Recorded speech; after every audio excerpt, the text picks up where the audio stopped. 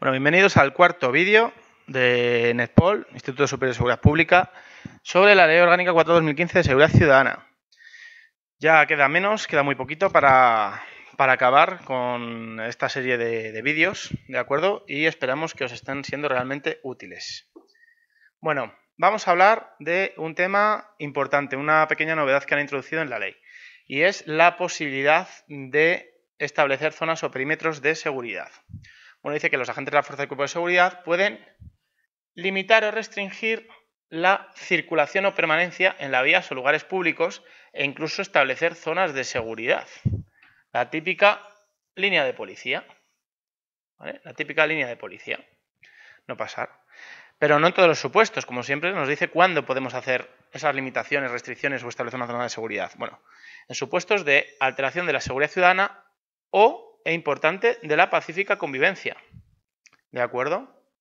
Se está liando en la calle, gente meando, gritando, oiga, váyanse de aquí, están alterando la pacífica convivencia, no pasen por aquí, estamos limitando, restringiendo esa circulación o esa permanencia de esas personas en la vía pública que han alterado la seguridad ciudadana con una pelea o armando escándalo.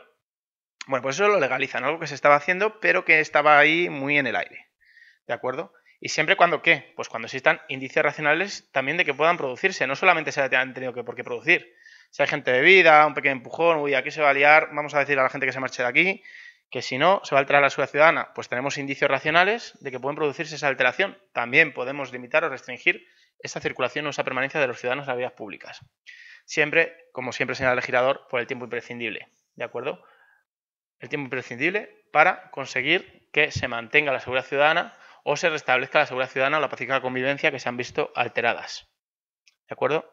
Da una nueva función o legaliza una función que ya se hacía por parte de las fuerzas y cuerpos de seguridad. Bueno, el tema de los controles. Bueno, pues aquí la novedad básicamente es que han añadido esto. La palabra prevención. ¿De acuerdo? Antiguamente decía que para la detención y descubrimiento de quienes han participado en un hecho que causa grave alarma social, bueno, pues ahora se añade que para la prevención de delitos, siempre que sean delitos de especial gravedad o generadores de alarma social, como son la mayoría, tráfico de drogas, robo en interior de viviendas, robo hurto de uso de vehículo, etcétera, pues, ¿qué es lo que podremos hacer? Pues establecer controles en vías, lugares o también, por supuesto, establecimientos públicos, lo que popularmente se conoce como redada. ¿Vale? Controles como tal normalmente los hablamos pues cuando hacemos algo como esto. Es una vía pública, cortamos una carretera, paramos a la gente que por ella transita y lo hacemos con controles. Bueno, pues establecimientos públicos también es un control de un establecimiento público. No es una redada como popularmente se denomina. Bueno, pues en esos casos, para prevenir esos hechos delictivos y también, por supuesto, sigue dejando la ley que también cuando tengamos la finalidad de descubrir y detener a los autores de quien lo han realizado, se puede efectuar controles. Añadimos a los controles que ya se hacían porque hay un hecho causante de alarma social o grave, por ejemplo un atentado, podemos hacer controles, se establece un dispositivo de seguridad, ¿de acuerdo? Pues ahora también para prevenir delitos de especial gravedad o generadores de alarma social podemos hacer controles. Y en ese caso, ¿qué podemos hacer? Pues podemos identificar a las personas que se encuentran, podemos registrar vehículos, por supuesto, y también al control superficial de efectos personales. Aquí no hay ninguna novedad de relevancia más de la que hemos citado de añadir prevención de delitos. Habla de las entradas. Bueno, pues más o menos queda también como estaba. Dice que podemos, los agentes de la Fuerza de Cuerpos de Seguridad, proceder a la entrada, cuidado, entrada, no registro, en ningún caso registro. La ley 4/2015, igual que la 1/92, no habilita la entrada y el registro, sino solamente entrar en un domicilio. ¿Cuándo? Pues una serie de supuestos. Concretamente, dice que cuando exista esta necesidad, evitar daños inminentes y graves a las personas y a las cosas, ¿de acuerdo? Y los daños, insisto, deben ser inminentes y graves. ¿Vale? Daños que si no entro van a producirse ahora mismo, inmediatamente si no se están ya produciendo, y van a ser daños graves. Y señala una serie de supuestos, que son pues en supuestos de catástrofe, de calamidad, de ruina inminente y luego hace un genérico de otros supuestos de semejante, de extrema y urgente necesidad. Aquí la palabra es la urgencia, la inminencia, la gravedad.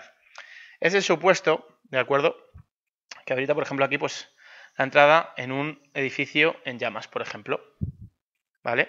O correr riesgo de explosión, una bombona, etcétera. Bueno, pues ahí evidentemente tenemos que evitar esos daños inminentes o graves a las personas y a las cosas, hay una extrema urgente necesidad, pues podemos entrar. Insisto, entrar, no registrar en ningún caso. Bueno, ¿qué señala también de novedad? Bueno, pues al contrario que la ley de enjuiciamiento criminal dice que si entramos en un edificio oficial o público, ¿de acuerdo?, de la administración, pues que no, insisto, no es preciso de consentimiento de la autoridad funcionaria que lo estuviera a su cargo. Si entramos en el juzgado por un supuesto de urgencia, porque está ardiendo no necesitamos permiso del decano, ni del juez, ni de nadie, ¿vale? Podemos entrar. Al contrario que lo que señalaba la ley de enjuiciamiento criminal. Bueno, ¿y qué es lo que ocurre si entramos? Bueno, pues esto es muy sencillo, esto ya también lo marcaba la antigua 192.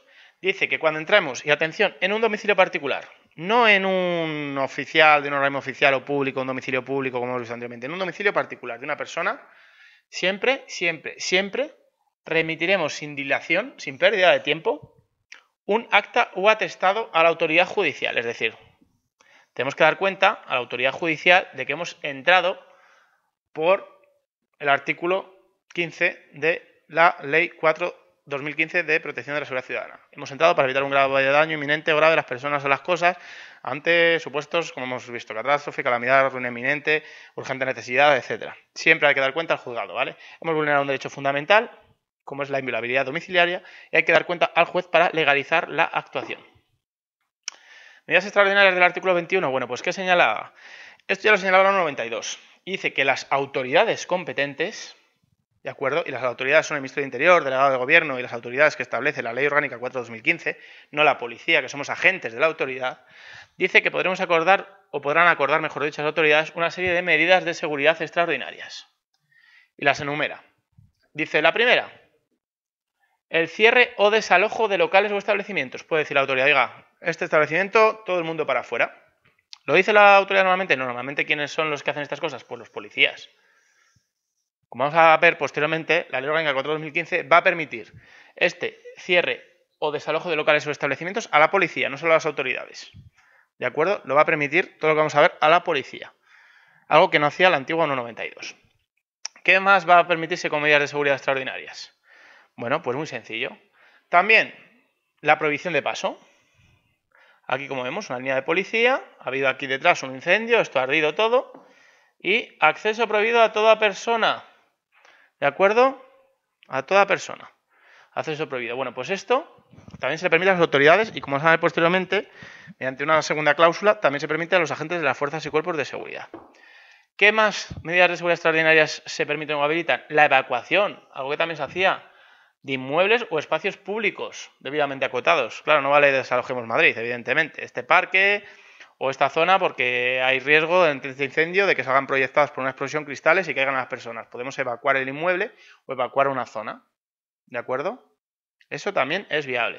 Aquí vemos el ejemplo de un incendio grande que está acercando al pueblo. ¿Se puede desalojar? Sí, se puede desalojar. Estamos habilitados, como vemos, aunque en todo momento la ley cita a priori las autoridades, no cita a los agentes de la autoridad.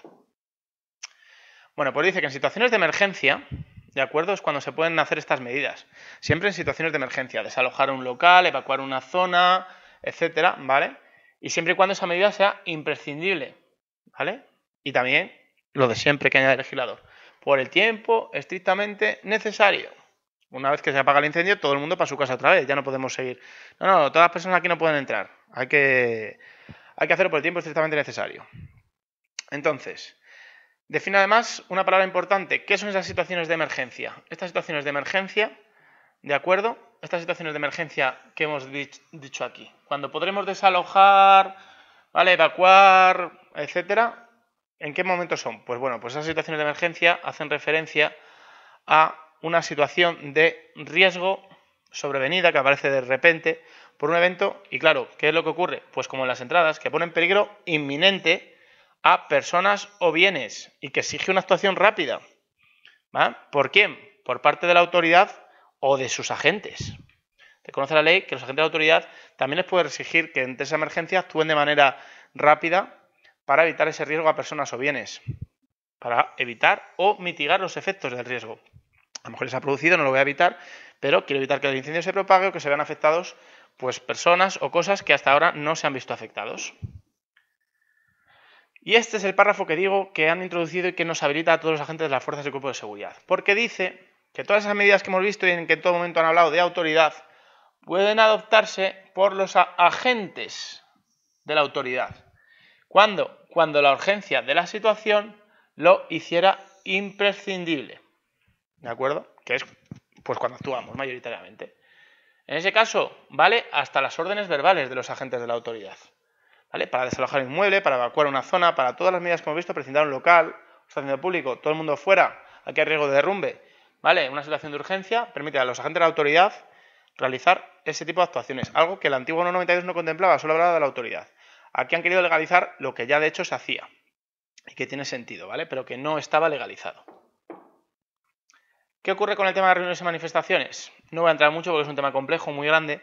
Y esto, pues este tipo de vídeo, de curso que estamos haciendo, está pensado más que nada para unidades de seguridad ciudadana. Pero bueno, hay que tener en cuenta que hay una ley orgánica concretamente, porque regula un derecho fundamental, que se reconoce en la Constitución, que es la reunión y manifestación.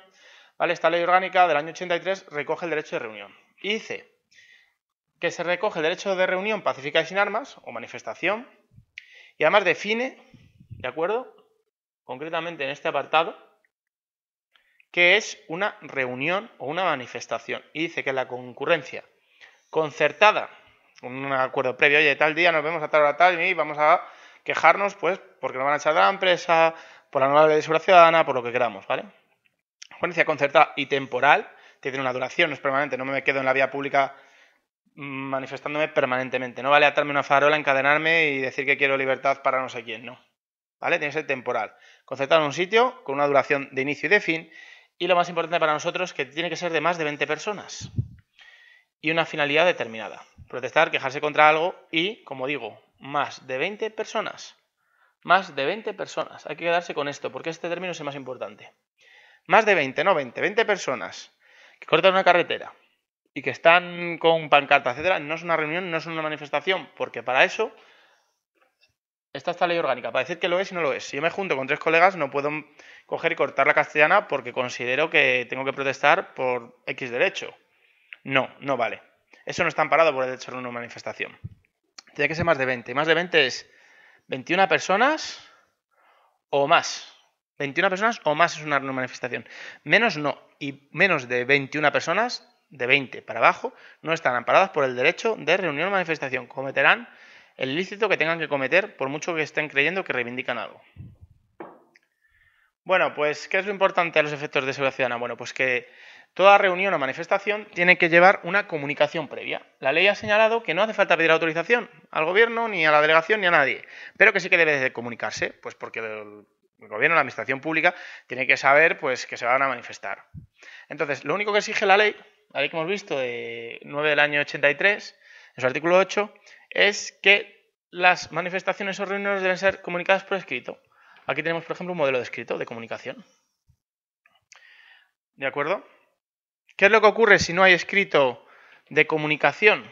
¿Vale? Si no lo han cumplido, como la mayoría de ellos no lo cumplen. Bueno, pues en este caso, a partir del 1 de julio, esto es una infracción leve del artículo 37.1 de la Ley Orgánica 4/2015 de Seguridad Ciudadana.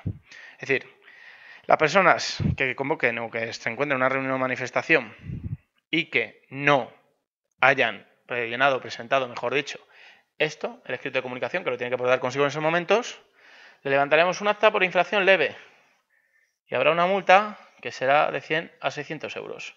No es para todos los asistentes, ni mucho menos. Es para los organizadores o promotores. ¿Cómo sabemos quiénes son? Si hay un escrito de comunicación, estarían aquí arriba. Estos serían los organizadores o los promotores, quienes solicitan o comunican, mejor dicho, que se van a concentrar o a reunir o a manifestar. En el caso de que no haya escrito, pues las personas que, por sus signos, pancarta, bueno, hay una numeración que hace la Ley de Seguridad Ciudadana, se estime que son los organizadores. El típico, pues, que se levanta y se deje o se dice hablar en nombre de los asistentes o convocantes o un poco ser su portavoz. Pues esa es la persona que entendemos que comete la infracción. Para finalizar prácticamente ya, bueno, pues se establece una serie de obligaciones de registro documental para las personas, de acuerdo, que ejercen actividades relevantes para la seguridad ciudadana. ¿Qué es una actividad relevante para la seguridad ciudadana? Pues las que la ley establece como tal. De acuerdo, en ese caso, ahora vamos a ver qué actividades son las relevantes para la seguridad ciudadana. Se exigen una serie de obligaciones de registro documental e información. ¿Qué es una obligación de registro documental? Pues simplemente que tiene que llevar un registro escrito y que se pueda comunicar a los agentes de la Fuerza de Cuerpos de Seguridad sobre las personas que usan sus servicios, etcétera, ¿vale? Bien sea en soporte físico, bien sea en soporte informático o en ambos soportes. Pero tienen que llevar un registro. Oye, fulanito tal, vino, compró esto, se llevó esto, pagó, le devolvimos. ¿Qué actividades son esas que deben de dar un registro documental? Bueno, pues son las de hospedaje, ¿de acuerdo? Hoteles, pensiones, hostales, ¿de acuerdo? Todas las personas. No me vale con la persona que ha reservado esta habitación, no. Si aquí hay 3 personas, tienen que tener identificadas a las 3 y tienen que hacer constar las 3 en el parte de hospedería. Transportes de personas, habla en general. De acuerdo, evidentemente no creemos que en el metro se pongan a hacer esto ni en los autobuses de ámbito urbano o interurbano, pero en grandes trayectos pues seguramente tengan que coger y empezar a partir de ahora pues tomar datos de las personas que viajen, porque sabemos que, por ejemplo, mucho tráfico de drogas se produce en transporte público. Entonces, todas las personas que usen estos transportes pues tendrán que quedar seguramente registradas. También, como novedad muy importante, los servicios telefónicos o telemáticos de acceso comercial. Es decir, a cambio de una contraprestación económica, no vale el McDonald's porque tiene wifi gratis. Esto hace mención en especial a los locutorios, que permiten acceso a internet o cabinas telefónicas, ¿vale?, para acceso a servicios telefónicos. Estos tendrán que llevar un registro de las personas, el ordenador que han utilizado o el teléfono del que han llamado, etc. Comercio o reparación de objetos usados, típico cash converters, ¿de acuerdo? De cualquier objeto, comercio o reparación, incluso reparación de un objeto usado, ¿vale? Porque sabemos, por ejemplo, los teléfonos móviles, muchos de ellos, ¿de acuerdo?, son sustraídos, se sustraen y luego se venden en tiendas de este tipo, o se llevan incluso a reparar en determinados establecimientos, pues tienen que dar un registro de los objetos y de las personas. Alquiler de vehículos a motor, ya lo obliga la antigua ley, como hospedería, pues esto también lo obliga la nueva, ¿de acuerdo? Alquiler de vehículos a motor con conductor o sin conductor, ¿no?, en plan limusina o chofer, o solo el vehículo, típico Eurocar o con otras compañías similares, tiene que llevar un registro. Desguace de vehículos a motor también. Con la cantidad de tráfico ilícito de vehículos que hay en España es normal que se les exija llevar también un registro documental de sus actividades, de las personas que transitan por ellos, que venden, que compran, etcétera, documentación, etcétera. Compraventa de joyas y metales, y esto es importante, ya sean preciosos o no, no solo el típico compro oro, que vaya a venderle un individuo que ha sustraído una cadena de oro y va a venderla, pues tiene que quedar anotado por si luego es necesario hacer una investigación o saber quién vendió esa cadena porque aparece como sustraída. Bueno, pero ya no solo objetos preciosos o joyas, sino también metales, ¿de acuerdo?, o joyas, aunque no estén o no tengan la consideración de preciosas. También tienen que llevar registro documental. Compraventa de objetos u obras de arte, ¿de acuerdo?, de poca o menor relevancia al ámbito de seguridad ciudadana, pero también tienen que llevar un registro, ¿de acuerdo?, por la cantidad también de tráfico que hay con este tipo de objetos u obras de arte. Cerrajería de seguridad, novedad también marcada, ¿vale? No una cerrajería normal, sino cerrajería de seguridad, ¿de acuerdo? Por todo lo que ha ocurrido con el tema del bumping, ¿vale?, de Ezcurra, de la compañía, la llave, etcétera. Todos sabemos cómo funciona ese tema. Bueno, pues se les ha exigido que lleven también un registro documental. La gente que compra y vende este tipo de objetos que pueden ser utilizados, pues, para luego abrir o violentar cerraduras de seguridad. Centros gestores de residuos metálicos, básicamente chatarrerías, sitios de desguace donde compran al peso, ¿vale? Establecimiento de comercio al por mayor de chatarra, productos de desecho, muy similar a lo anterior también, tipo chatarrería.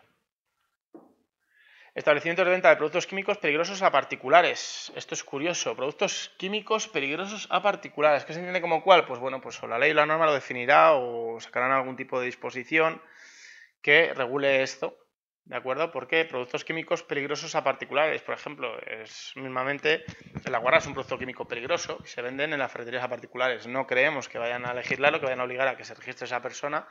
Entendemos que va por otros menesteres, por otros caminos, pero es interesante saber que sí que se señala esta obligación. Habrá que estar luego al desarrollo.